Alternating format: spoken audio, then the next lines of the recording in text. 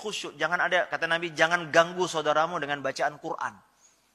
Sebagian kita, akhi, antara azan qomat, muazzinnya malah baca salawat. Kita mau sholat sunat terus gimana? Jadi saya memahami ada sebagian orang nggak nyaman itu. Karena pelaksanaan sholat berjamaah belum sesuai dengan syariat Islam.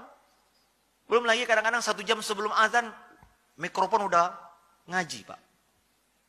Ya, jam 4 subuh udah ngaji tuh. Gimana orang mau sholat tahajud di rumah? Ya, kemudian habis subuh ngaji lagi, Pak, mikrofon.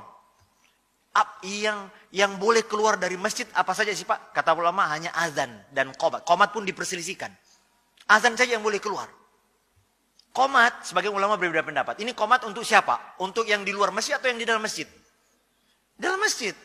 Karena mereka yang berkepentingan ini udah mau qomat. Ada pun yang di luar masjid udah percuma.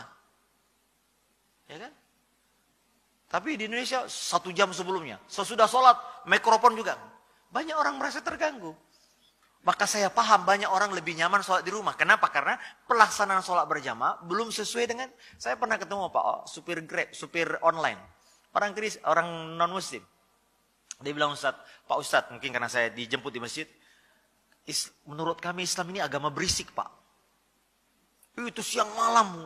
Itu ya mulai dari pengajian ibu-ibu. Sampai kapan kita istirahat katanya. Apa harus selalu teriak-teriak katanya. Islam yang sepertinya mereka pahami, Pak. Padahal Nabi SAW di masjid gak boleh suaramu jangan. Kenapa? Ada saudaramu yang sedang berdoa dan sholat. Tapi kita, akhi, Masya Allah, masjid ini ya, gak bisa kita khusyuk. Bertetangga dengan masjid, banyak orang menghindari. Kenapa? Berisik, Ustaz. Saya ketemu ada seorang pilot. Ustaz, saya pindah nih. Saya punya bayi, tapi jam 4 udah corong masjid itu keras banget. Habis maghrib sampai isya corong. 20 menit, 30 menit sebelum azan udah ngaji, keras banget. Kita kalau ada tamu gak bisa ngapa-ngapain. Istrinya komplain ke pengurus masjid, Pak, tolong dikecilin, Pak. Bapak, ibu ini Islam atau setan katanya. Suara ngaji kok gini. Ya gimana, orang mendengar Quran kan ada saatnya. Tidak setiap orang harus diperdengarkan Quran.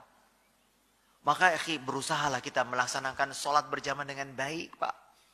Saya di masjid dekat rumah saya pernah dijemput oleh salah satu supir yang ya belum ngaji gitu. Tapi dia bilang, Ustaz, saya setiap sholat di masjid Ustaz dekat rumah itu kayaknya lebih tenang. Lebih khusyuk. Kenapa? Orang habis sholat, habis azan, tenang. Semuanya sibuk berdoa masing-masing. Gak ada yang ngobrol. Terus sholatnya rapat, nyaman. Bacaan imamnya, Masya Allah, kayak Ustaz kita tadi, enak, nikmat. Gak terlalu lama, juga gak terlalu cepat. Nah yang begini, itu fitrahnya orang awam nih. Orang awam dia, Pak, supir. Ini ada orang sholatnya cepat, Pak. Kadang-kadang kita, Pak, sholat berjamaah cepat, tapi zikirnya lama. Doanya panjang. Ini salah kaprah. Harusnya ketika sholatlah kita sungguh-sungguh berdoa.